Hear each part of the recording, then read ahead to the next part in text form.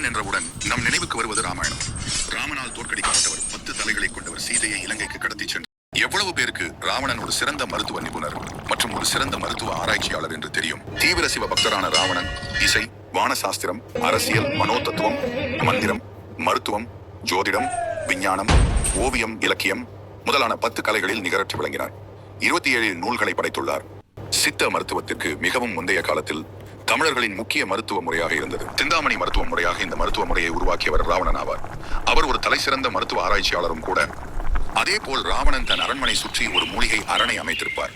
இந்த மூலிகை அரண் சாதாரணமானதல், மதிமயக்கி மூலிகை அரண் ஆகும். அதாவது அந்த மூலிகை அரணை எதிராளிகள் கடக்கும் போது எதிரியின் மனம் மயங்கி புத்தி மாறி தான் எங்கு எதற்கு வந்தோம் என்ற சுய நினைவை இழப்பார். அந்த அளவிற்கு ராவணன் மூலிகையை கண்டறிந்து கையாண்டுள்ளார்.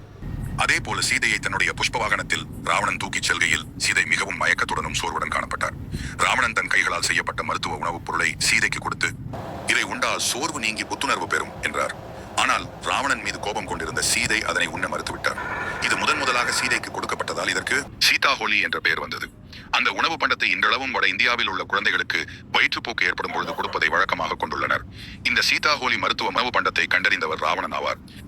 அதேபோன்ற அதிக தொழில்நுட்பம் இல்லாத காலகட்டத்தில் ராவணன் தன் மனைவி மண்டோதரி கருவுற்றிருக்கும் சமயத்தில் பெண்கள் கருவுற்றிருக்கும் போது கருவில் இருக்கும் குழந்தைக்கு ஏற்படும் நோய் தாக்கம், அதற்குண்டான மருத்துவம், குழந்தை பிறந்த பிறகு குறிப்பிட்ட காலம் வரை ஏற்படும் நோய் தாக்கம், அதற்குண்டான மருத்துவம் ஆகியவற்றை கண்டறிந்து அதனை நூலாக இயற்றியுள்ளார். 11ஆம் நூற்றாண்டில் வடிந்தியாவில் குழந்தைகளுக்கு ஏற்பட்ட பெரும் நோயினால் பல குழந்தைகள் இறந்து போயின.